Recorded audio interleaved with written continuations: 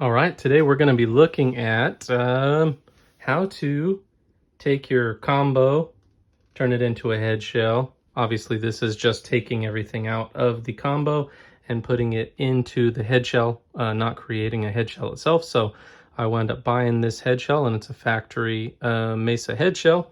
And I'm moving currently my blue stripe from its combo, 1x12 combo, over to the head shell. So how do you do that? Well, it's not really that difficult. So I'm not going to go like step by step on how to do this. I would assume that if you're going to do this, you have at least some mechanical abilities. If you can't do the things before you get to this point, then you may want to give this to a professional. So first thing you got to do is you got to take everything out of the combo. Well, what do you got to do that? Well, just like in the head shell here, there's 4 screws on the top, so you got to disconnect those, and then you've got the plugs. So these are the plugs for the reverb tank and the plug for the fan, which you have to remove from the chassis before you pull the chassis out, which is pretty easy. These you can just reach in and unplug them from the top. The fan, you may have to use a long flathead screwdriver like so. You just kind of reach in the back and then kind of obviously make sure it's not plugged in before you do any of this. And you push down on it and then it pops out. So after that, you also have to remove the reverb tank from the bottom and the fan itself. So the reverb tank will have a piece of wood on it, and this is pre-Gibson Mesa wood, so this will probably be worth $1 million someday, so keep that. No, I'm just kidding. Who knows, but I keep them. I got a little stack of them because for some reason I can only find combos, and then I got to find head shells and move it, so I've done this a few times. So you have to remove the wood itself from the top of the reverb tank, and then you have to either make or buy a top for it. So this is just sheet metal. You can get it from the hardware store, and then you just use, if you have better tools than this, obviously I would recommend that, but if not, then you can just use some tin snips, and then you snip it down to size there, and then you put it on the top. You have to drill some holes in it to make obviously room for the screws there, and then you can put your tank in.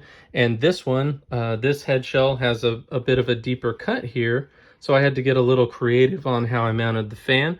I used the hardware actually that was from the combo itself to makeshift this mount. So normally this would be a little bit taller and it would be easier to just mount the fan. You could just straighten out these brackets.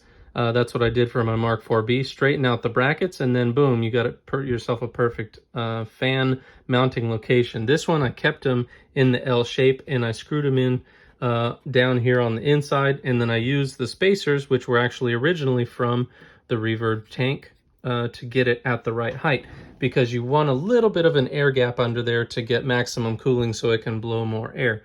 So then what I did was I grabbed under the reverb tank, there was a little piece of foam, which is that little piece of foam right there, and then I stuck it onto here, and that's what kind of gives the fan the air gap. It's not perfect, right? But it'll work just fine. So now we got to move the chassis into here, and I haven't test fit it yet, so I don't know. I don't know 100% that it fits, but it should. Obviously, it's a Mesa Mark chassis, so we shall see. And at least everything that I've seen so far from these 2 connectors, this one that's metal goes towards the back of the amp. So let me hopefully get my camera situated here, and then we will keep going. All right, is that good? I think so. All right, so now we're gonna try to put the blue stripe head shell or chassis into here. So obviously you gotta be careful.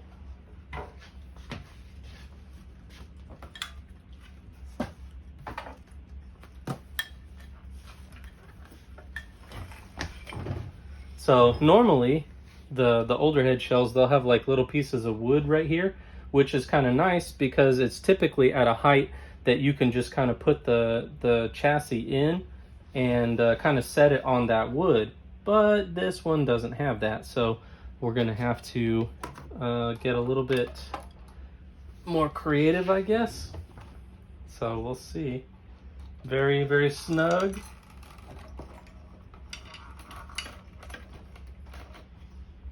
I'll remove these brackets with the screws because screws are getting in the way. Some people like to remove the tubes before they do this.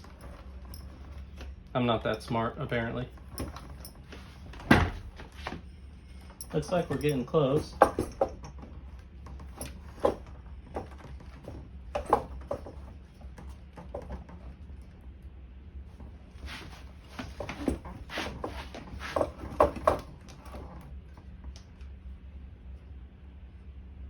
Not sure what we're running into.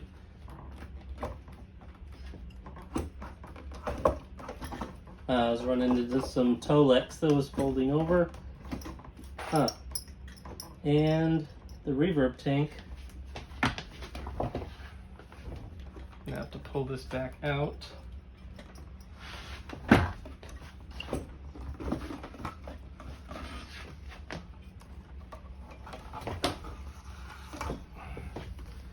Alright, so this reverb tank wiring is being a pain in the butt, so let me unscrew it from here, and you can just screw it back in later.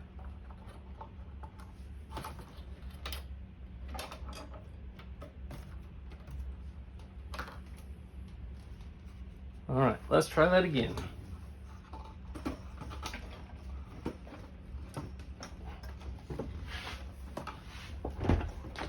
Alright, much better. Went right in there. Then you just got to line it up.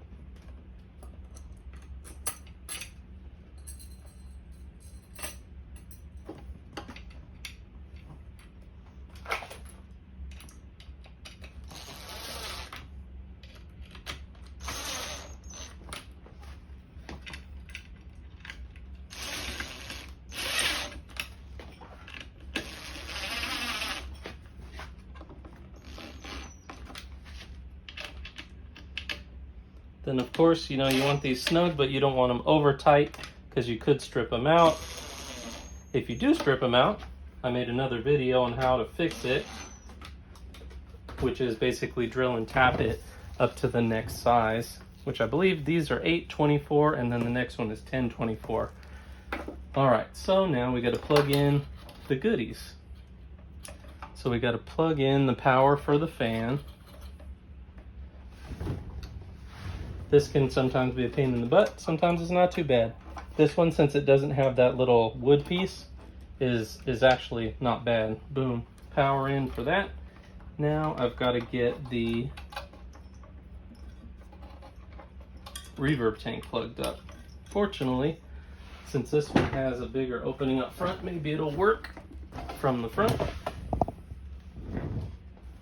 Oh, that's kind of nice. You could actually change your preamp tubes from the front on this one, so that's pretty cool. So let's see. Now I just need a little bit more slack.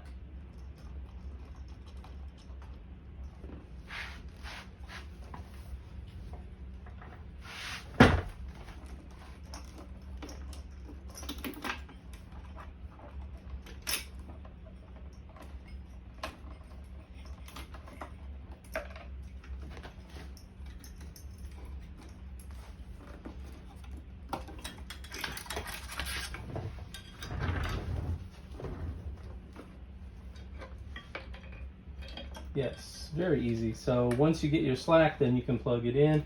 Like I said, the bare one will typically go towards the rear. Oops. Looks like I need a little bit more slack.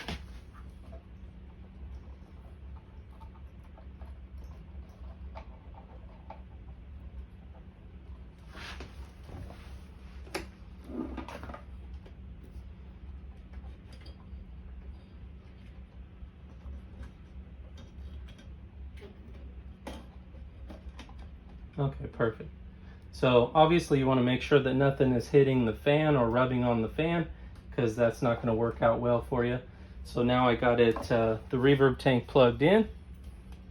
Now let's see, what's the next step? I guess that would be the front board.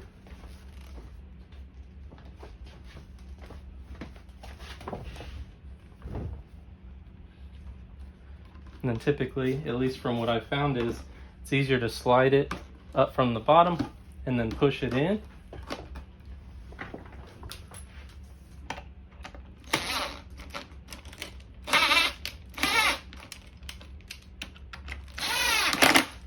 Of course, my drill's about dead.